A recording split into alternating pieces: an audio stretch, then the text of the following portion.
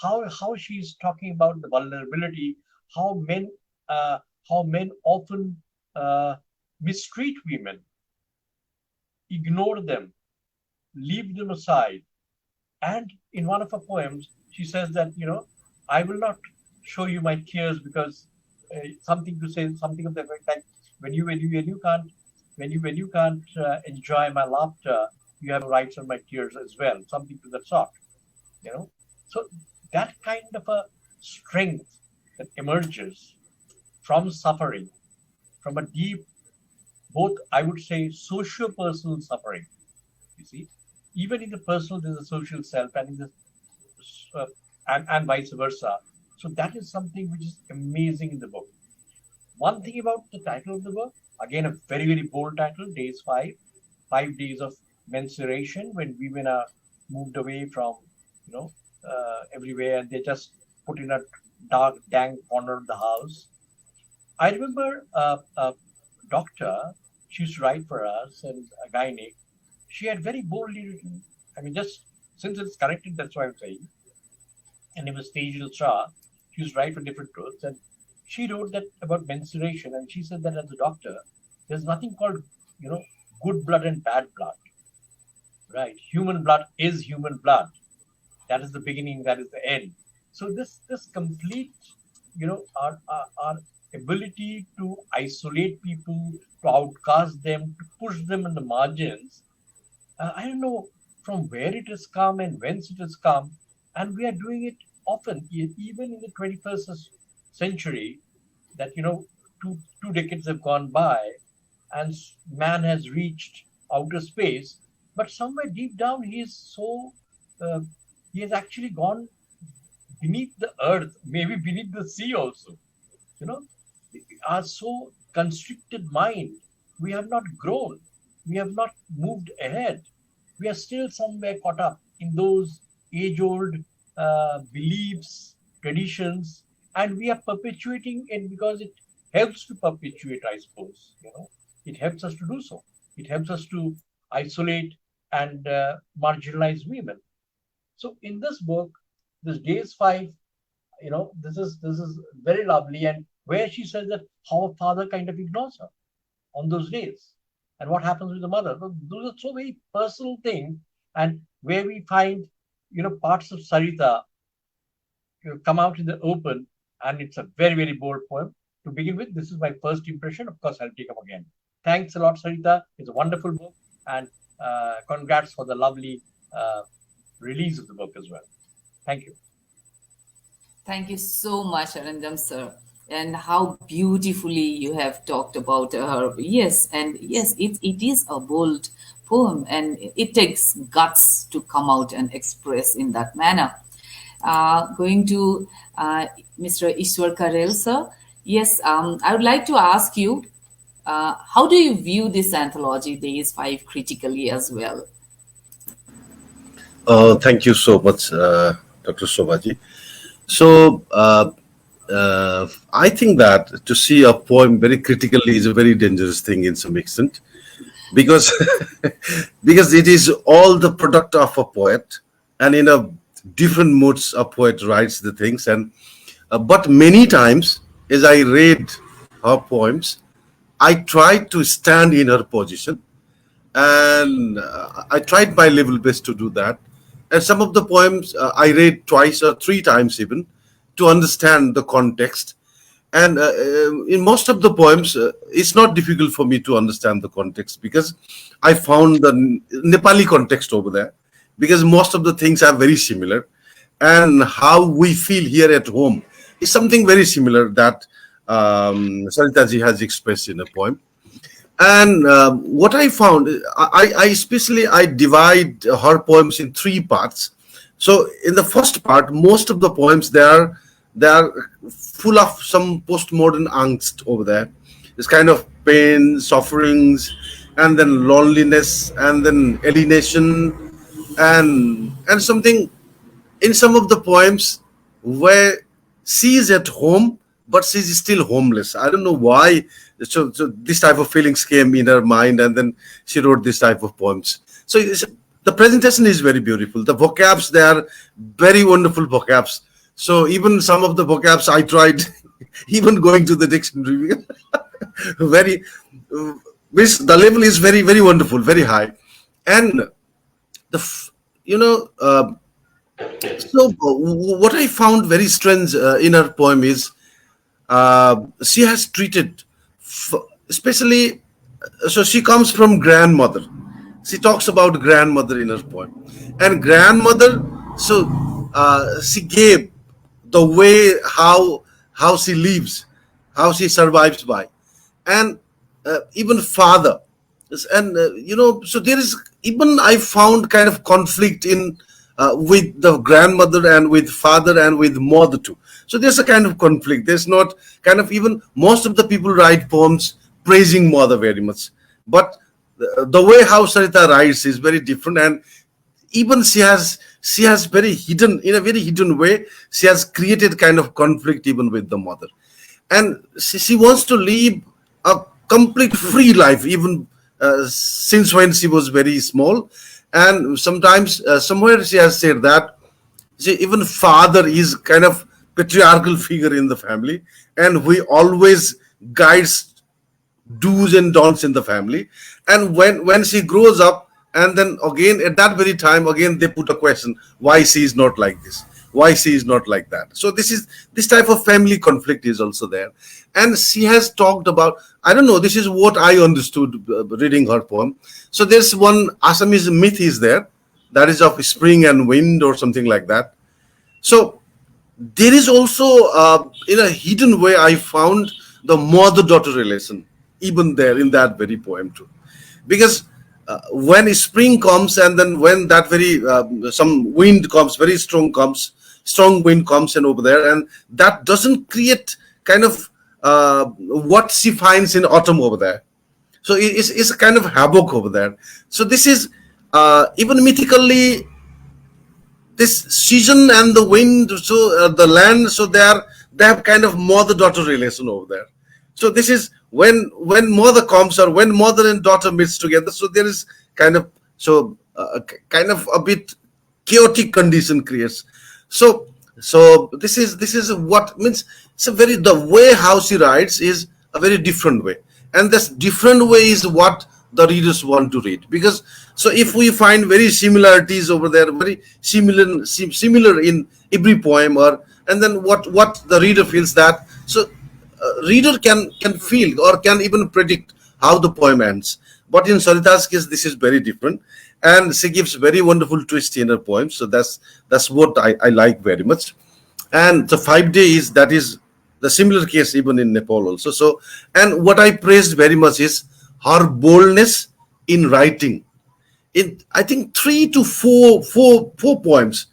So she has become very open in writing. So she must have thought twice even to edit such lines over there, but she didn't do that, and that brevity is very welcome. That's what we should do. We should write in the way like. And a true poet is one who doesn't edit finally what he or she wants to write or give message to the people. So that's a well written poem. And what I praised very much next was how she writes on Gurkhas. So that's I love, because the way how Gurkha is perceived by all you over there and me here in Nepal is very different. So, and the way how you write, still there is a kind of alienation with the whole country. So Gurkhas, they do everything. They protect the nation. They fight for that. And there's one line. So what she says there. So even I have grown crops on my breast, on my heart or something, and then and I water it with my breast or something like that. See that type of, the depth of nationality is there in Sarita's poem. That's praiseworthy. And if we see some poems like business or something, it's a business poem. So business poem is very short, and that's out of everything.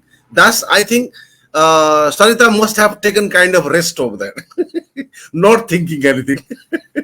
All these pains and angst. So that's I love very much. And a small town girl it's a small town girl is that Sarita read previously. So here is also means I don't know whether Sarita likes the suburban life or city life. I'm confused over there because most of the people love suburban life, so where there is very peace and calm and everything. That is what the people have been saying from long time. So city has some other qualities, and suburban area is a very beautiful one. But here, Sarita has been waiting for the persona has been waiting for 40 years or more to get what they have in the city. So this is also miss the way how she writes is different. This is not what people have been writing from the beginning. And Storm, I read Storm poem 3 or 4 times. I had I had 5 or 6 images over there in Storm. So sometimes the poem takes the reader somewhere, and sometimes it's a very big. So sometimes some of the images that I have found, so I even do not dare to recite or to read over here, to say over here. So it's a very big and fearful dreams are over there. So and most positive poem I have found is Bihu is not Bihu. Bihu is not Bihu. So it's a very positive. So means positive in the sense that she is very optimistic towards the life, and someday in future, everything, the order resides somewhere. The order comes, and this order will give peace. It's something like it's something like the rainfall in Eliot's poetry, that Westland. So this is what she is expecting over here. So yeah, so there are a lot of things. I think it takes more time, and Kantabai is a very wonderful persona she has created. So it's a very wonderful poem that she has written, and this in my single reading, I have remembered all these things. Thank you so much, the poet, and congratulations to you. Thank you so much. Thank you. That was a very, very exhaustive, very nice analysis, I must say, Ishwor Kadel, sir. And yes, the postmodern alienation that we human beings, we in the contemporary society that we feel can be seen reflected in her poems. And yes, now that when you and Arindam sir, when you were analyzing, I come to think that yes, the boldness reminds me of Kamala Das, the famous poet, Indian poet Kamala Das. She was so bold also in her poems, and so to some extent now Sarita's poems I create. I think I should write a paper on this. Now, so let's move ahead with the discussion. Khilanath Sharma, Dr. Khilanath Sharma, I want to ask you, poetry is an expression of life. You are a published poet yourself. How do you think you differentiate between Sarita's manner of expression and your own? Of course, everybody have their own way of mode of expressing themselves. So what is it that is very striking? First of all, I'd like to congratulate her for this wonderful piece of, I'll call it creative expressions rather than just a creation. Why? Because there are the emotions. There are myriads of emotions, and I'm very much at awe. How could so much of emotions could be, put together into such a wonderful poetries and all. What I write about is all scientific stuffs, and I hardly get to include some of the emotions that I gather. But here I see a lot of emotions. There is love, there is faith, there is hope, there is dejection, there is everything. So what you think of it is there. And what I've seen is this is a sagas of memories. Some are beautiful, some are very regretful, some are, downcast, some are hopeful, and all interwoven with very, very nice emotions. And uh, even though she is writing about violence, she is writing about brutality, she is writing about conflicts, about annihilations, all even with these negative emotions also, she could, there is in every poetry there is a tinge of, there is a hue of love, compassion, and everything. So I think this is a feminist way of telling a world that in whatever you do, whatever kind of brutality or whatever kind of annihilation is there, love is always going to prevail. So this one is very different from what we used to, express, or what we used to write. And what I felt about another aspect which I felt about this poetry is about the spiritual content in it. Right from the beginning, the schizophrenic mind, she talks about time, and she talks about the anguish, she talks about fear, and she talks about the limitedness of the time. And we all have a time which is very limited, and what it does, it when we look at this schizophrenic mind, there is a old man sitting and reading a newspaper, those old newspaper.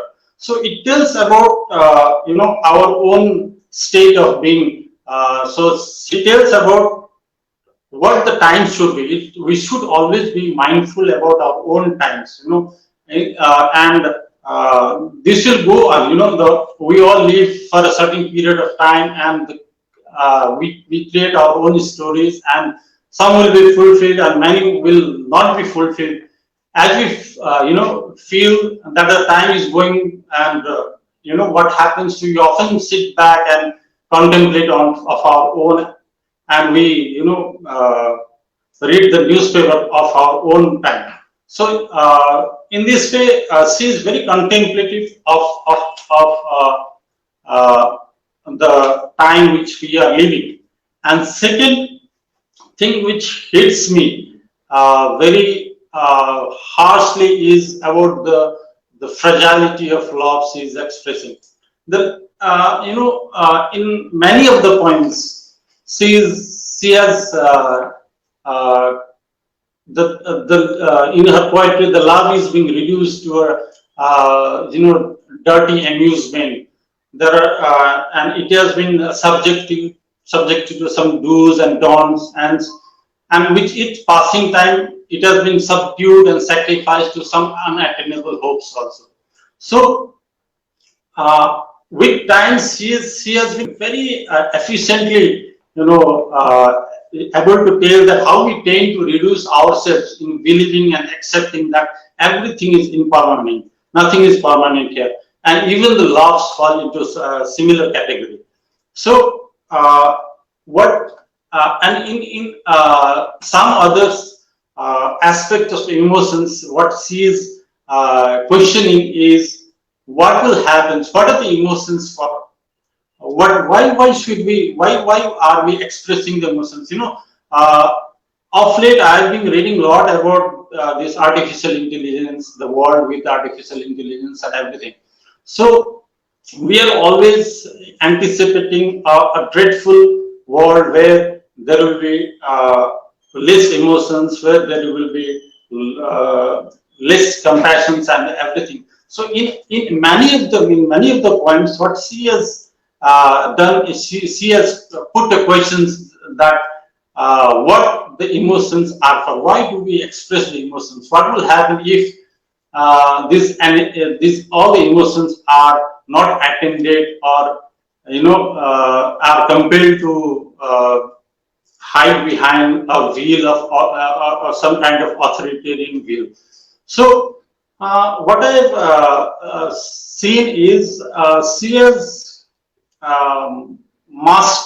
she has crafted such a beautiful piece of literature where so much of emotion, so much of human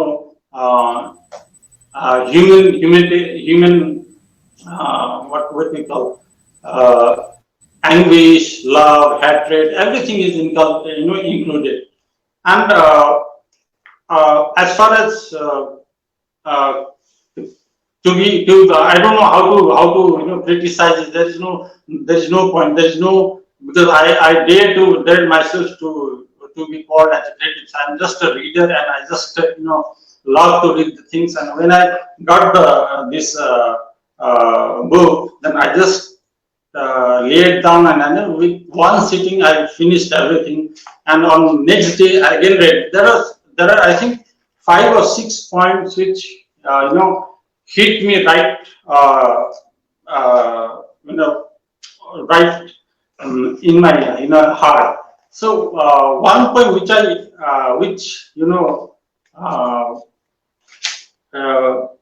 summarize the whole context or content of this what is called. How's Dr. Khilanath?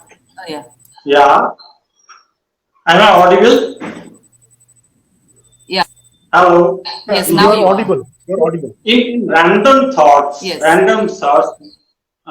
She has, I think this will describe the whole, content of this piece of literature. Dust descends over minarets, encircling me in moments of close embrace. Nights happens just like that, without the veneer of ship, where I dream chased dreams of love and lust. The only truth that has ever lasted over the times is the end. The perpetual end of all that ever was will be. I celebrate the beginning of tomorrow's end in lifeless song of love, lust, and age. So I think this summarizes the whole, content and the context of this piece of literature. And I'm one word I'm mesmerized to see this. Thank you very much.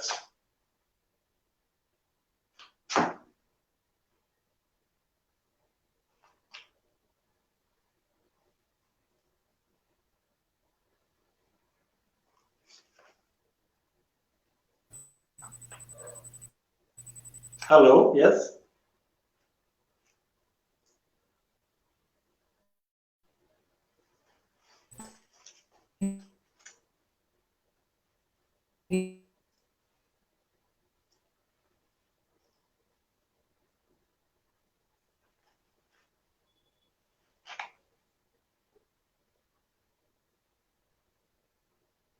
So much. Yeah. I hope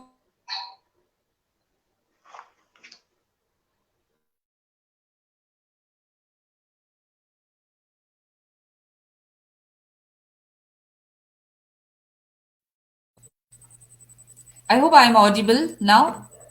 Yeah. Okay. Yes, you are. So now, yes, this is for Raja, Mr. Raja Puniani, and you have also read other poems by her as well. What aspect of more? Can you repeat, ma'am? Repeat your question. Like there was a network failure, maybe. You're not audible, ma'am. You are mute, ma'am. You are mute. Please unmute yourself. Oh, yeah. Sorry. So, well, yeah, Raja, you have read Sarita's collection Days 5, isn't it? And you have read other poems by her as well, So what aspects of her poems appeal to you more? Thank you very much for this beautiful question. Once again, congratulating Sarita. I would like to start my version, my opinion.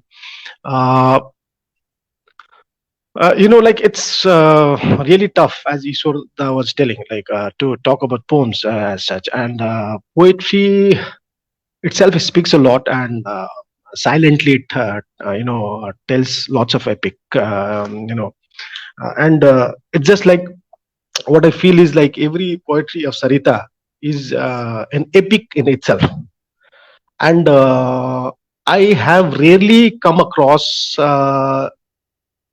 poet of Sarita's stature in my lifetime. This is not exaggeration. We are very, open to each other. Like we fight a lot, Sarita and me. Like whenever I feel like criticizing her, I criticize bluntly. But then, like this is the time, and I should utilize this time to express my inner and my sincerest feelings about her poems. That, like, really, I have rarely read such kind of poems in my in contemporary time, contemporary period. And moreover, like what I find is like her poetry, of course, her poetry is created out of town of northeastern India, which is known as Tezpur. But then, like, it's just like, what to say, out of the planet. What I find is like her way of expression, her metaphors that she picks up, the imagery she picks up.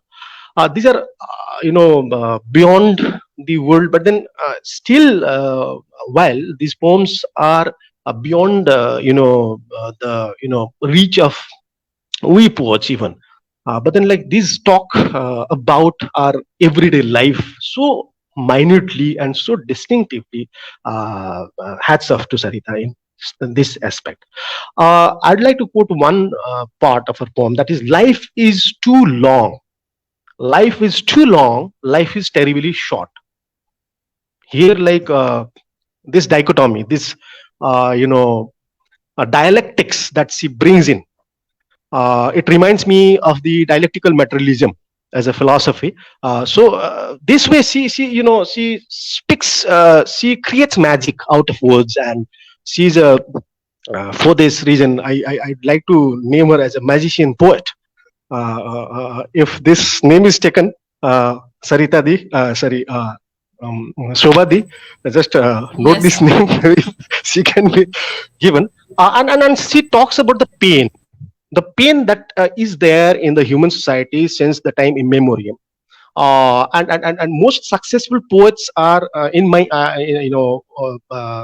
eyes, are those poets who can paint the pain with the words. As Shelley goes, he says that our sweetest songs are those that tell us of our saddest thoughts. So Sarita, does this particular task as a pain painter in her poetries. And her forte, what I think is, she writes fiction in poetry. She narrates in almost, even if it is a 4-line poem, she is telling a story. So she is a storyteller poet.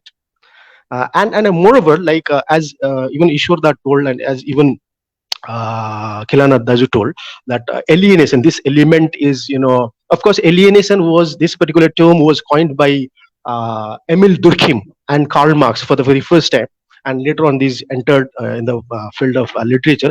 Alienation is really, it was coined in the 19th century, but then, like, alienation has become very, very relevant today in this postmodern world.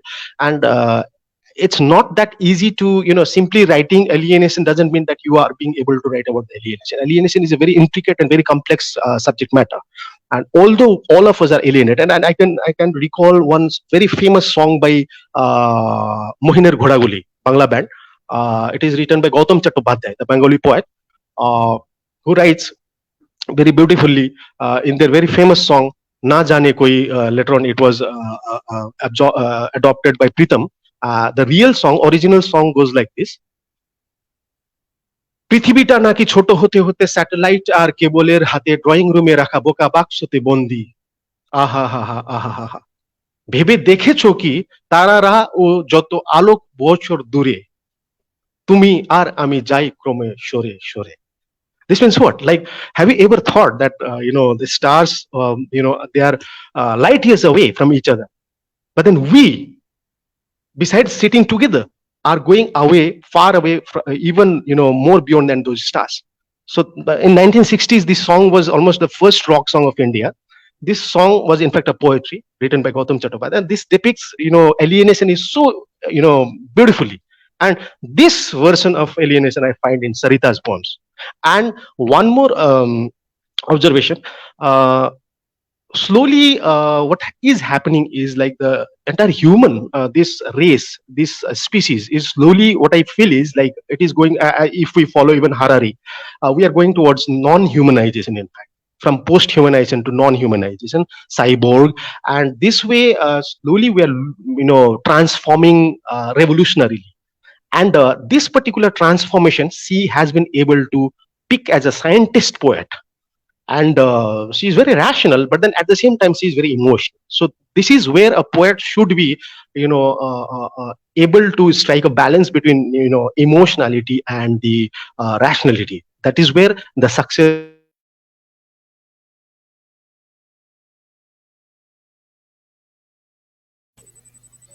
Some problem with his audio? I think network issues. Do we carry on or wait for a couple of?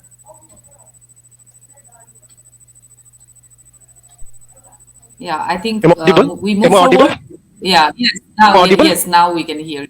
Yeah, Yeah, my network yes, was lost. Raja. Okay, fine. Let me sum up.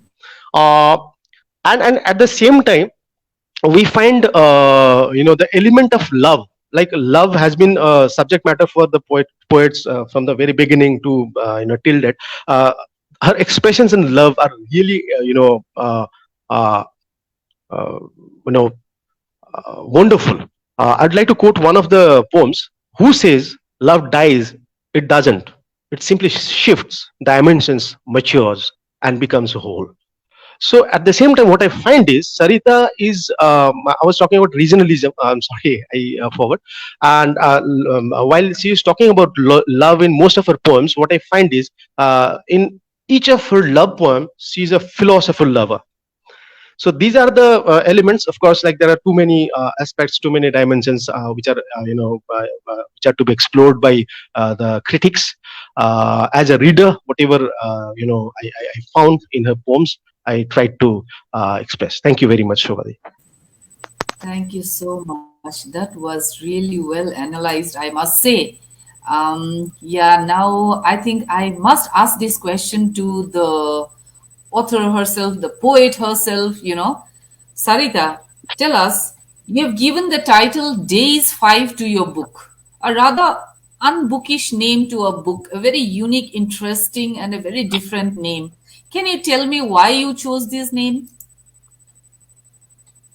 Well, this is the title of one of my poems, but how it came to be the title of the book is a story, which I must say. It must have been 2020, June, July, when Raja first read my poem, Days 5. And he liked the poem and he liked the title immensely. And it was he who had told me that, Sarita, if you ever come up with an anthology of poems, then you must name it Days 5. So I changed the file name to Days 5 after listening to him, but blame it on my forgetfulness. I know I'm heading towards early dementia, and it runs in the family also. Yes. Blame it on my forgetfulness when, cut to 2021, when I was working on the manuscript of the book this June, July, I totally forgot about how that name came to be the title of the book. And I'm so sorry. I have to apologize to you, Raja, that I forgot completely, and then I failed to acknowledge him on film. But today I'm saying it in public. He's the person who gave the title to this book. So this question is as much his as mine. And if ever we come up with a second edition of the book, then I will definitely change. I'll acknowledge you, provided I don't forget it again. I'm very, very forgetful. Let all the copies get finished within 10-15 days, so that second edition comes. Yeah. So that's how the title came about. Yeah. Have we lost our such anchor a again? Oh no. unique name, Yeah, that was it's a very unique and very catchy. Anybody will want to. I mean, what is Days 5 type? And yes, I think everybody, Arindam, Ishwor sir, Dr. Khilanath and Raja also, they've said that there are stories, and the concept of alienation. Yes, that is so beautiful. And yes,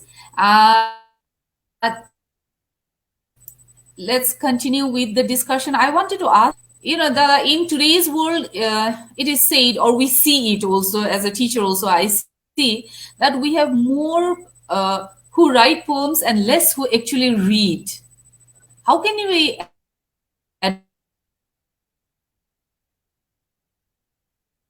advance the poetic field? Change this. Let's have more readers. What do you say to this?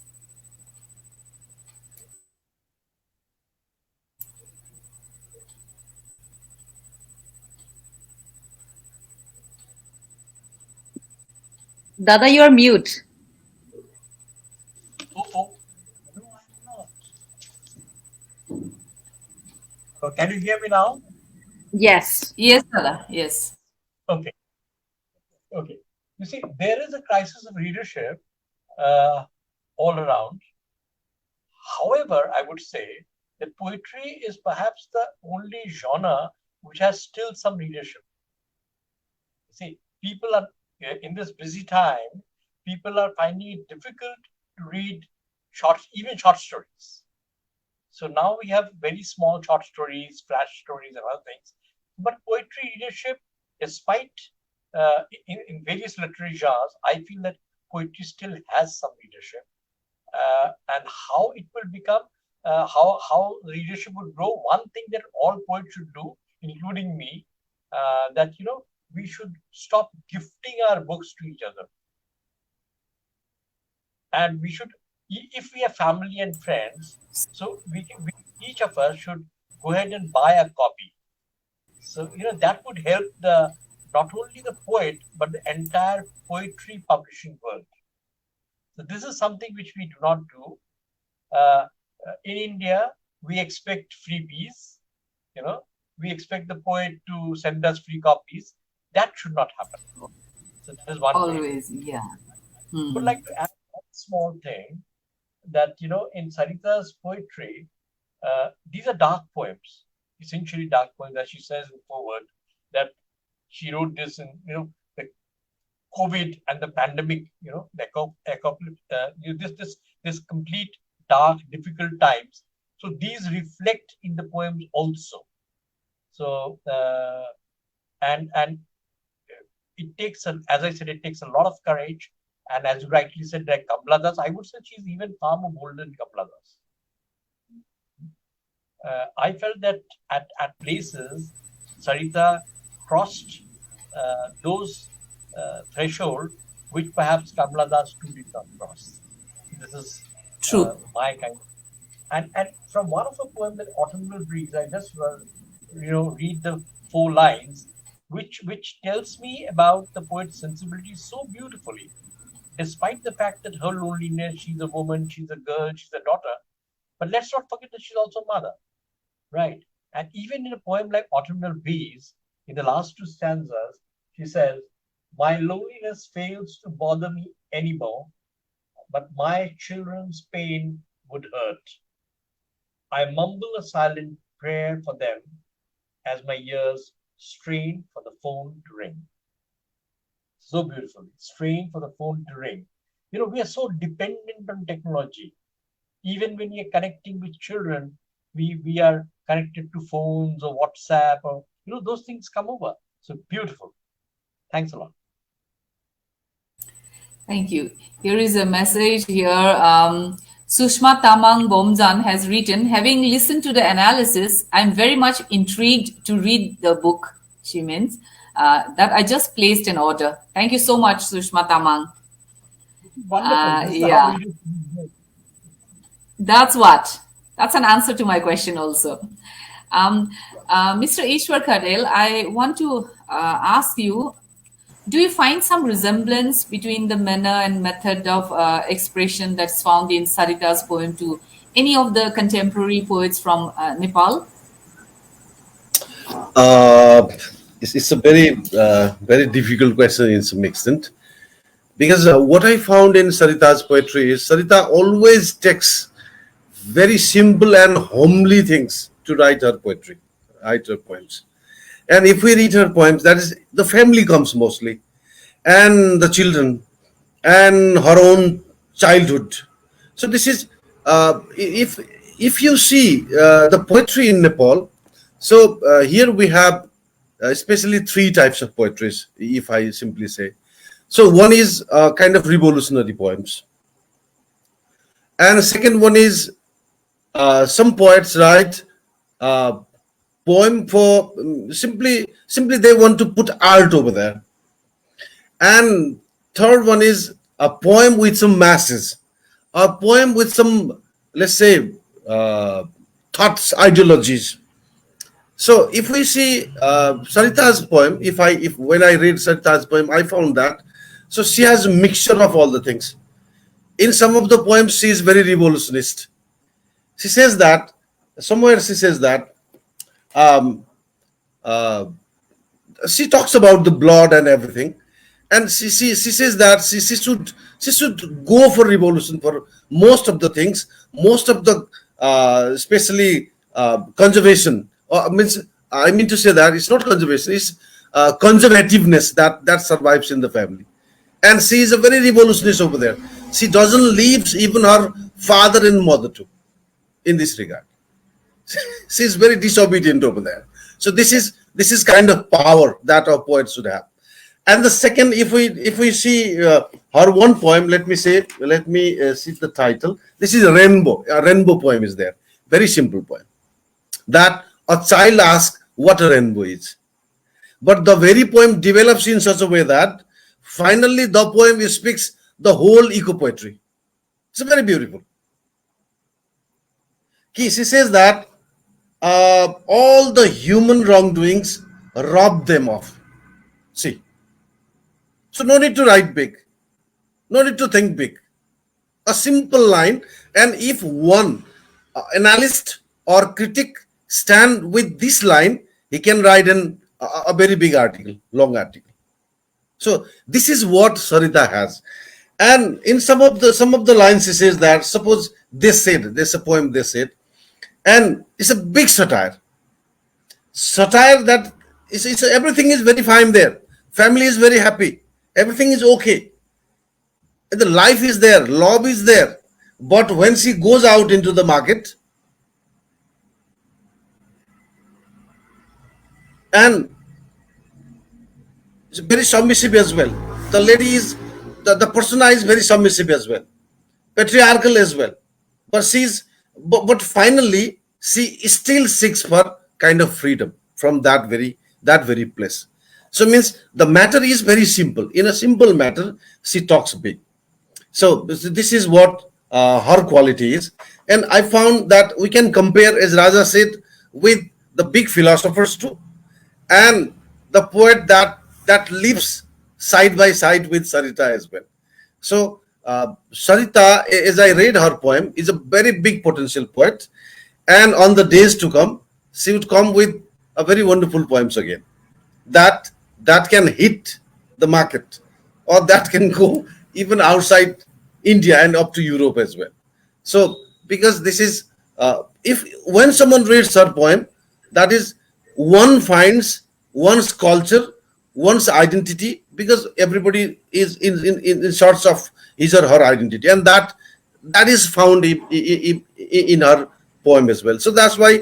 So this is everyone, when someone reads her poem, reflects himself or herself with that. So that's why her poem can represent everyone from every nook and corner of the country, let's say, or the world. Okay, very representative poems. Yeah, I think there was a question from Kavita Lama Didi, but then now it has just disappeared. I think she'll be typing again. Now this, I would like to ask Dr. Khilanath Sharma. we nowadays we have more of a prosaic kind of poems. What do you feel that should poetry have the usual kind of the rhyme scheme and rhyming and all that, or these prosaic kind of poems are better?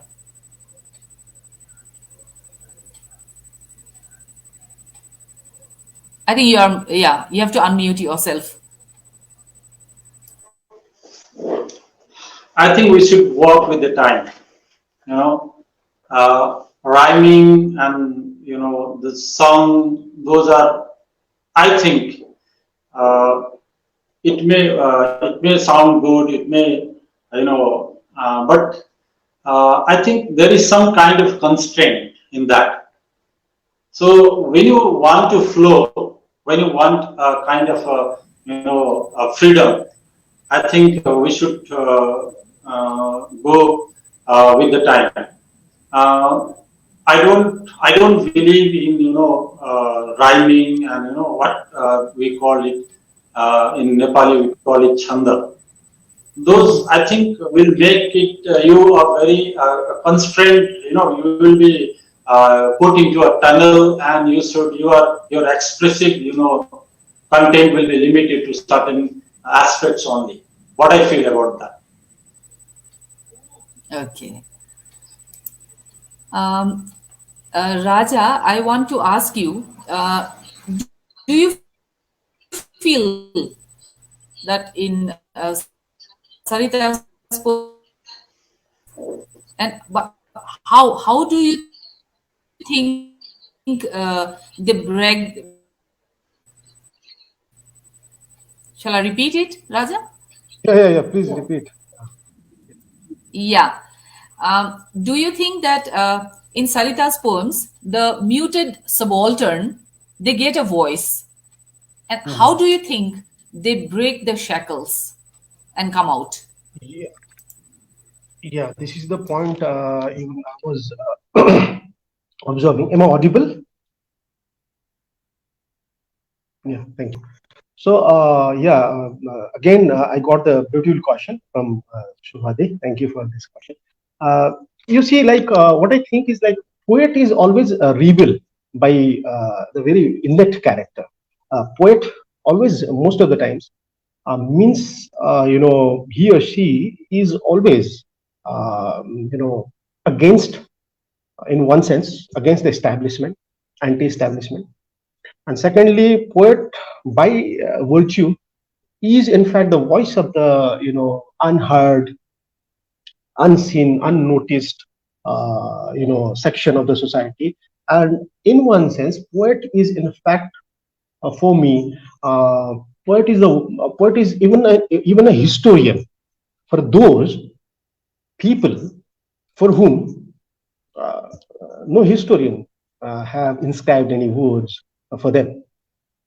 And in this basis, Sarita's poems, what I find, what I see is these poems are in one sense these are just like archives of the unnoticed histories. As if I could remember, I forgot the exact lines, but then Sobhadi might help me out. T.S. Eliot had one in one of his poems. Maybe it's in this wasteland only. History has many cunning passages. This line is there. Yeah. History has many cunning passages. So yeah. So the mainstream history has always created the cunning passages for the the rulers and for the privileged ones. And poets, they create the proud passages for the common man. So in this sense, basically, while we see that Sarita is very vocal about the feminist subjects, I'd like to recite one part, that is poet S, within the bracket it is ESS. Poet S, what are you writing these days? Poet S, what are you writing these days? Grocery list, accounts in an school projects.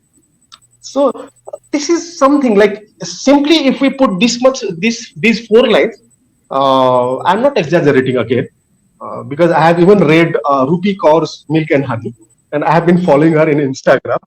I'd like to mention one thing, that Picasso, after gaining the height, what he used to do is he simply used to sign on the blank, you know, this canvases, and his disciples would paint.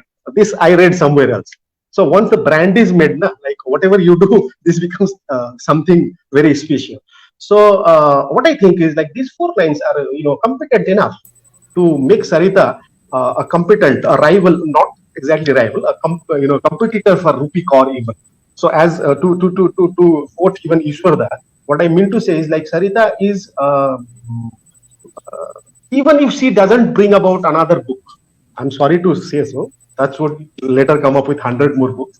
But then accidentally, if she turns out to be philosopher, she goes to the philosophy books or motivational books, or she's even a psychologist, she goes to psychology books, or she forgets to write poetry, or she just ignores poems.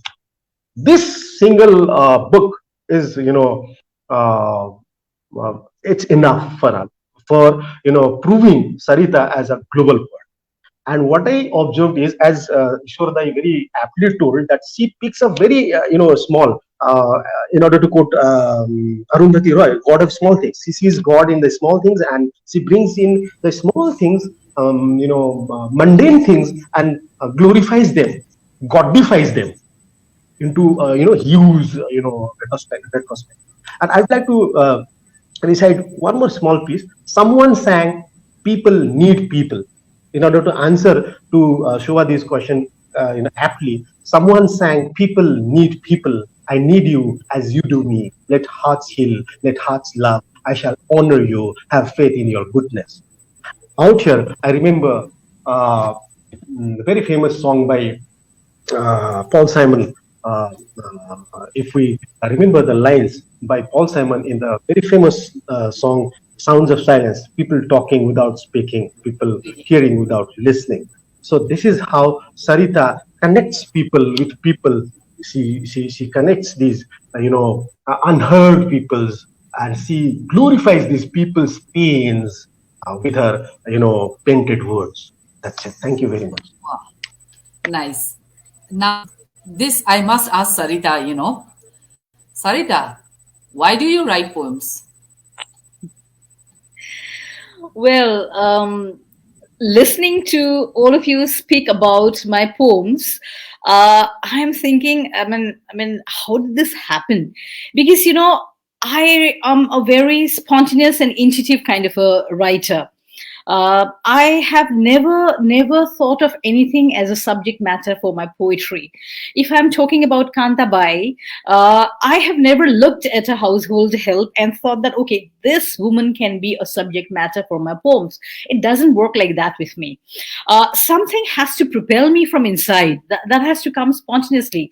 And most of my poems come at the oddest of hours, in the most awkward of moments, right? I'm an insomniac. I sleep very poorly, and when I'm in the midst of fighting my demons and trying to get that shut eye before dawn breaks in, and that's the moment when some of the poems will come to my mind, and I wouldn't want to get out of the bed and write the poems. That way, I have lost quite a lot of poems as well, but some come back again in saner hours. And this is what you find there in that book. So if you ask me, how do you write poems? And I was reading the question by Kavita Lamadi, how do you write on such bold issues, and how are your expressions so bold? I don't have an answer for that. I think something touches me. Something has to touch me very deeply for I think it to go into my subconscious and then come back as a poem to me. So that is the process that happens to me, and it's not a conscious process. And as I was listening to Ishwor Kadel ji talk about my poems, I have a very, very beautiful relationship with my parents. I never had to face patriarchy in my family. Yes, I never had to face that. I had a wonderful relationship with my grandmother, but I don't know, when I sit down to write, I think it's what I see in the society. The problems in the society Yeah. come to me, and these are characters that speak to me. These are not my own people. Of course, we would not think that the poet is the persona behind the poems. So these are characters, and I love to talk about my a father figure or a mother figure, a grandmother. And especially if you see, I talk about aging also, aging, loneliness. That is not something which I've seen in my own house yet. I mean, my children are still around. I don't have that me time. My children are still around all the time.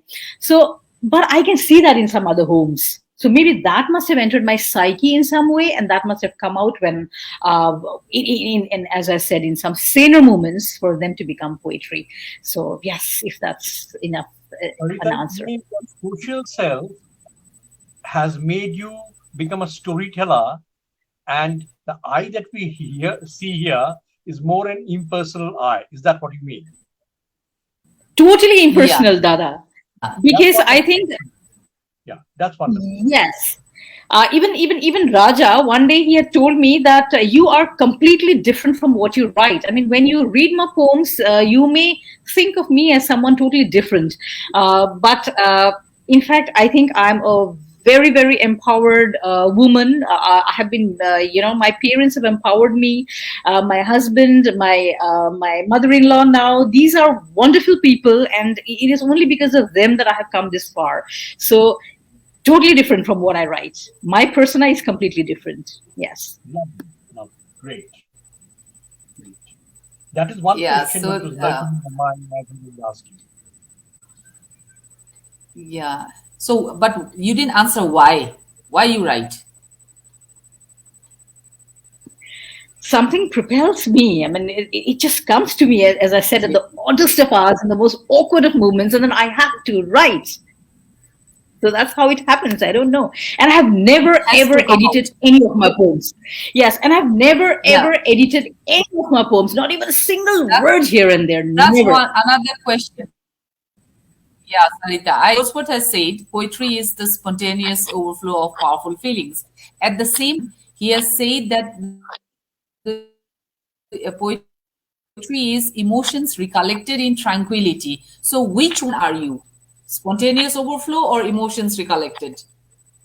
I think I'm both. But the editing part, I have never done it. I have never changed any word. I have never changed any comma, anything I haven't done in till now. I haven't. I may in future. I haven't yet. So one question from me, Sarita. Good. By the way, most poets these days, or even Tennyson for that matter, after having written the first draft, they used to work and rework and finding the right word, right punctuation. They would go back and work. So you don't do that, you mean to say? I haven't till now, Dada. And I think that is, I don't say it very proudly. Of course, maybe the poems could have been better if I had had the patience to, really sit down and read my poems. And maybe if I had had the patience to edit them. I don't read my poems as such. I don't even read. I don't go back to what I have written. So whatever has come out in one shot has come out. Oh, wow. Wonderful. Wonderful. I don't know whether I'm making sense or not, but that's how it is. You are making sense. It is making lots of sense. Shobha, you are muted. Shobha, you are muted.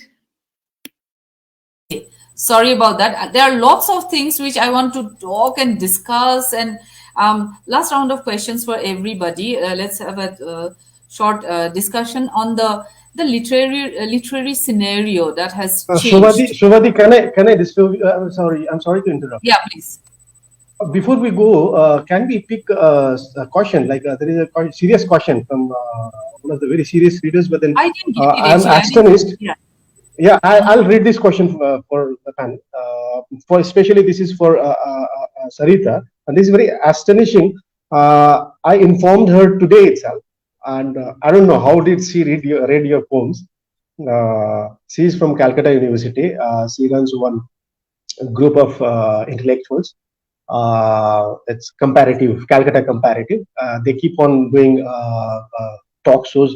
They have been able to fetch the world famous intellectual Ngugi Bathongo. He's coming on 19th on their page. And she's Aratrika Ganguly. She studies comparative literature. So she asks, shall I read this question, Shobhati? Yes, please, please, please. Please go ahead. This question is for Sarita. Some poems are so relatable. Some poems are so relatable, and some poems like Why So Late Kantabai just slaps patriarchy and reveals what actually goes underneath our polished faces. Amazing poems, man. Uh, there is, of course, no any question mark, but then this is a question. Thank you so much. If even one reader can relate to my poems and can see the veneer behind our polished faces, I think that would be the biggest gift that anyone can give to me. So, if the question is from Aritrika, right, Yeah, Raja? Yes, yeah. Aritrika Ganguly, thank you so much. She's my FB friend as well. We have recently connected. So, thank you so much. Thank you.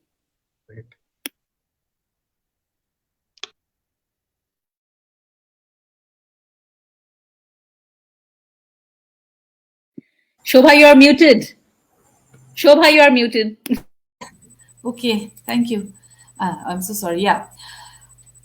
Dada, Arindam Dada, how has literary scenario changed in the past 5 years, and what is the biggest challenge you feel? I just wanted to ask a general question because here we are all literary people, I must say. So, what is the biggest challenge in the field at the moment you feel, Dada? What has happened that we suddenly have a huge surge of poetry, Uh-huh. and partly because of Facebook, Instagram, and all those things. So the social media has created a different kind of poetry. You see, now almost everybody, whether they have the training or not, Yeah. they feel they can write poem. So most of them, I'm sorry to say, quite a few of them, if not most, quite a few of them are not very good poets, but they write just because just as in Facebook, we are addicted. So if you post something, there'll be so many likes and so many claps and so many wows and all that. So I think that's a part of it. But serious poetry writing, those who have been writing, of course, they are doing it properly, and the trend in that is coming up now because of the social media and all that. I talked about in Hyderabad that we had tweet and we have haiku, and as a blend of the two, there's something called tweetku. Now this has been an emerging trend in poetry, where we Tweet write go. in kind of syllables, and we grammar Nazis who want a proper spelling, like gr and 8 is great. So that kind of thing is pardoned there, because every character takes up space, and those compromises are being done.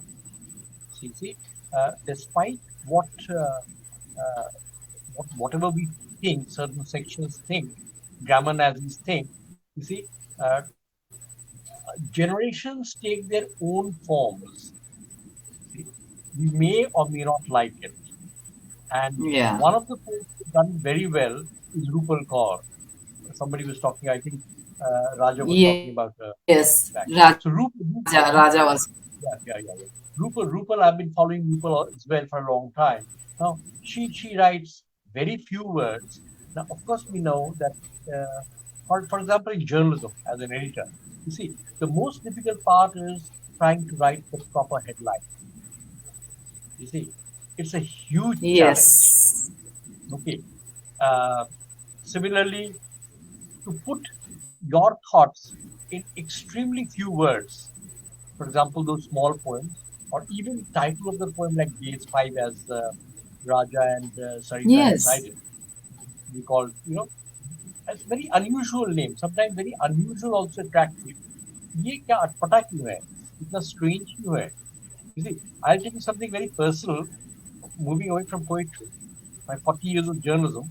So I was in Indore, and there was this trainee journalist girl whose English wasn't very good, and she was writing very English kind of headline. And but I was editing the page one.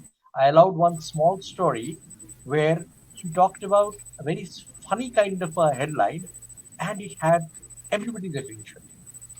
So at times, even wrong English or even incorrect English can be very interesting. So she wrote Child One, Mother Two, Real Who, a single column story about two women Wow. claiming for a child. Okay, so it is very funny. Child One, Mother Two, Real Who. Now this was Wow. absolute Indian English, and I allowed it. And my resident editor, he applauded me and he said, "This is what is that right discretion. What kind of wrong English also you should allow." You see, Mr. Musical wrote an interesting poem of Indian English. And I was once talking to Nissim's daughter Kavita, and Okay. she said, "Mother used to say that we Indians, even in writing, even in prose, we Indians have a problem. We write in present continuous tense.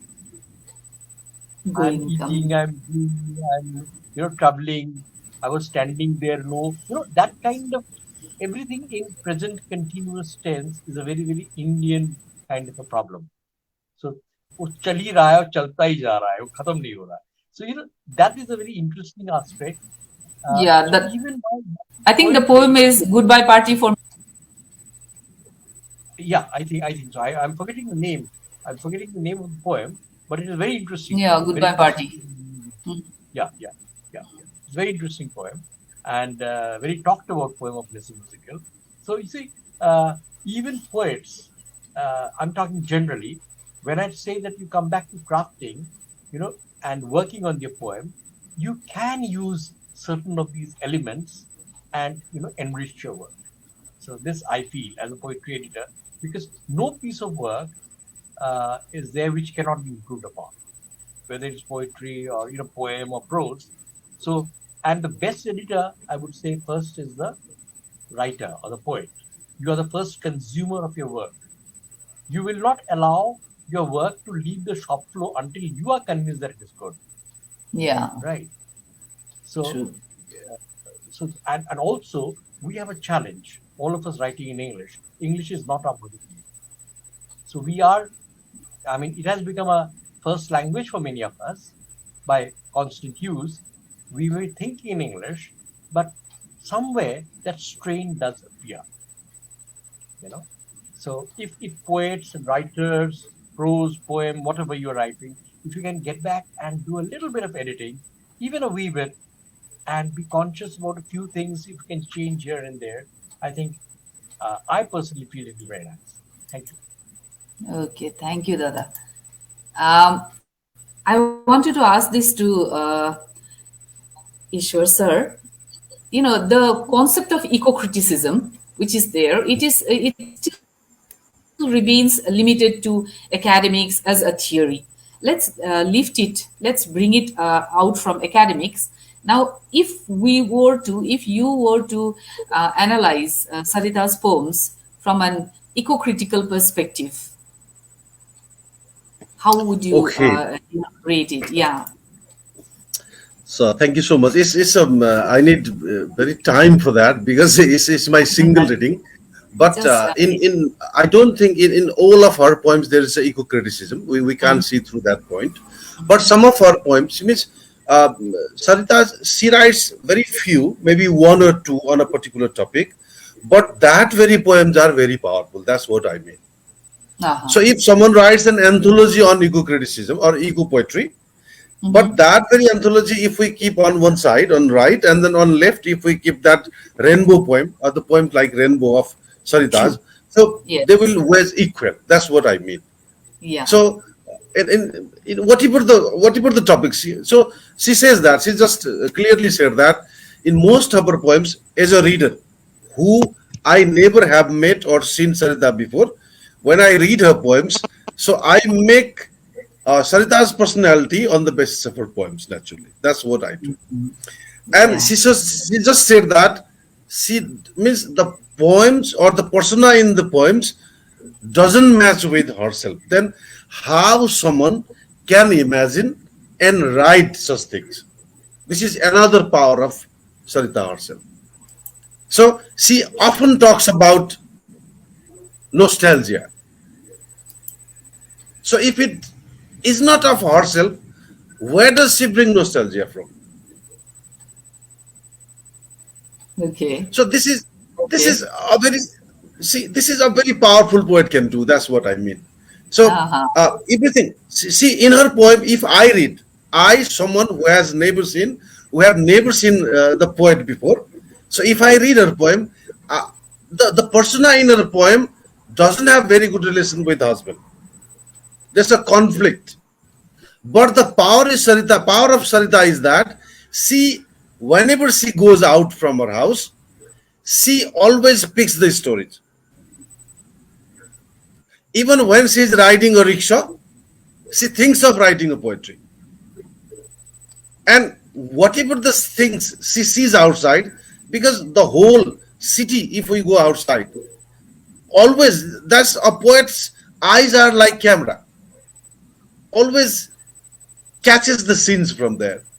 And when she is alone, when the poet is alone, and some of the poets, they write as they have seen. But what Sarita does is, she just brings the story in her environment and creates characters. Maybe some of the characters might be her children, some of the characters might be husband, or maybe father or grandmother. So, and then she puts them as the characters and then creates a very beautiful poem. And Yeah. her home is a nation. Her home is South Asia, because her home is the world. Because most of the feminine issues she has raised, still the Europe is fighting for that. Yes. It's all around. And most of the things that she has mentioned, she has advocated, she has described, or she has mentioned in her poems. So they are our cases. When we read, I read them, I find Sarita a Nepali, a truly Nepali, my neighbor somewhere. Because whatever she has written is very similar to me, that I have experienced. So Yes. that this is her quality that makes her, or her poems, very, very public, let's say. Whoever reads, and the reader becomes entangles with her poetry and cannot go away from there. So this is Yeah. Very Sarita's poem. relate. That's what I. Yeah. Very relatable. Thank you so much. That was really nice. And I'll ask this question to Khilanath, Dr. Khilanath. You know, I like to, you know, uh, tell one thing about yeah. one of my friends. She is having kind of a strange relationship with her husband recently, Okay. and she happened to call me regarding some issues, and I just that time on my table right in front of my office, just the book has arrived, and I was just reading through that.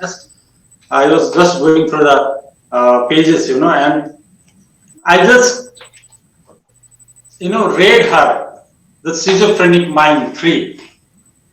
Yes. And after when I read the last line, that when you drop the curtains and the applause comes from within, and when I just finished that, and she said, "Wow, who has written this?" And said, "This is just a copy I have got, and Dr. Sarita has written it. I'm just getting the copy right now." So the how it is relatable. Yes. It Very speaks relatable. volume about it, and I think this is going miles. This book is going miles, and this and I'm very proud that you have come up with such a lovely piece of art. Mhm. Yeah. Dr. Khilanath, I must ask you this. You are also a writer, you're a poet. Yeah. Okay. In Yeah. every creative work, it is said that the creator gives a little bit of himself into the work. Do you agree to this view? See, there is a recent book by this Daniel Kahneman. After is this one, there is a book called Noise. Mhm. So when you call, we are always engulfed with the noise around. So to be a writer, to be a person who can see the things, like Sarit, this when you don't know Sarita, and when you just happen to see read the poems, then you can always think of a person as she is, but she is not. How this has happened is just because there is an element of of a brain which sees things other than what you are. Exactly. And when that is, we have a system in brain which we call a midbrain, and that in many contexts we call it a subconscious mind also. But what happens is to express those subdued or subconscious emotions, the noise has to be cancelled. When you are in a midst of a noise, that will never come out. So I think what you are talking about, a writer being little bit eccentric, a little bit off, is because that noise part is cancelled off, and she is in her own arena, and she can see what her subconscious mind would perceive. And when you write what your subconscious mind is perceiving, I think that becomes a masterpiece, and she has just done that. True. Yes. Now, last for Mr. Raja. Raja, as I also went through this anthology, of course, before it came in a book form also, I've read it. So apart from the marginalized, I'm talking from a purely academic point of view, apart from the marginalized and subaltern aspect, one thing that came to my mind was ecofeminism. What do you say to this, Raja? Yeah, we can find lots of poems. Slightly heavy, but yeah, you can make it very brief. Yeah. Am I audible? Yes, Raja. Ma'am, we can find the elements of ecofeminism in Sarita's poems. In fact, the poems that we confuse while as a common reader while we read Sarita, that these are the feminist poems. Like I would like to insist out there that those poems are in fact basically, like as Ishwor was also putting in this idea that like whatever Sarita in most of the poems, like she brings in the simple things. I'd like to repeat. I'm reiterating this. She brings in simple things, and from the perspective of of course, there is always a perspective of female element, and that again connects to nature, and this way she interweaves like this interwoven system, that is their system mechanism, that is their developed by Sarita uniquely as a poet, makes her poems eco-friendly. And I'd like to in very short, I'd like to refer to again the earlier question that you asked to me. Fine. I'd like to cite one simple, but then it looks simple, but then like this I found a small and simple and small thing that she has done, Sarita has done deliberately in her book, and most of the readers would skip this or would overlook this. I'd like to point out there, and those readers who will be reading Sarita later on, like even I'll be reading, in fact I have read and reread and unread and again reread Sarita for several times, although I have not got the book till now. I have got the PDF copy, and but then like I was reading her since I was introduced to her. Firstly, I was introduced to her by Khilanath Dasu, thanks to Dr. Khilanath Sharma, who told me for the first time about Sarita, and then later on we were connected. And one very small thing she did in her this anthology is that there is no any caps. Very deliberately she has done, and even I asked her, there is no caps, so what's this? What the hell you have done with your poems? But then the way in which she explained me, I wouldn't repeat this. I leave this to the readers. Please find it out what exactly this is and what the poet intends to do by doing this. But then my answer, my humble answer would be, this answer would be connected to the earlier question. How much Sarita's poems are related to the subaltern issues. So in fact, by eliminating the capitals, caps, she is trying to, appeal, as a democratic, like even she tries to establish democracy amongst the letters. And this is what I found with Prabin Rai Jumeli. If Prabin Rai Jumeli from Gangtok, very eminent author and critic, Prabin Dazu is coming up with his novel, debut novel. Prabin Dazu also does so in his prose. But then this I saw for the first time in poetry. Sarita has done this. Hats off to this wonderful idea. Even I told Sarita that if I come up with my book, I'll also do the same. I'll follow you. And last but not least, I don't want to miss this chance to mention this point basically out here, that the nationality issue or the ethnic issue. Although what I told even in my earlier statement is that Sarita is global, but then she is locally global. Even Ishwar Kadel also, in some sense, he told that Sarita is Nepali in very sense and very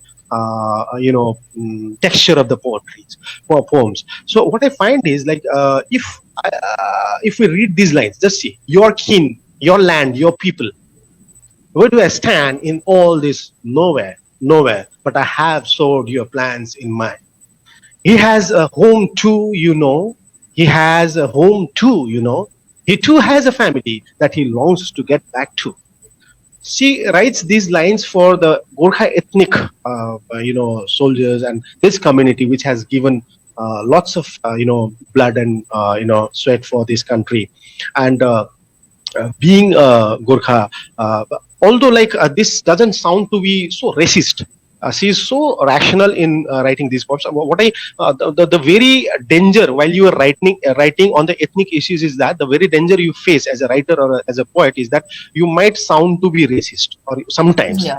Very So thin borderline. out here, but then out here, Sarita maintains this, dignity of being a, unbiased poet. On behalf of Publiknama, before we wind up, maybe Shobha ma'am will be winding up. On behalf of Publiknama, I would like to thank especially Arindam Roy sir, who came down from Allahabad virtually. He came down, he took the virtual flight and came down to our studio. And we are very thankful to the poet, the critic of your stature. You, are here. This is a matter of pride for us, sir. And Ishwor Kadel Dai, I'm really thankful to Ishwor Kadel Dai. He is a jungle man. He is a jungle poet. He is a nature man.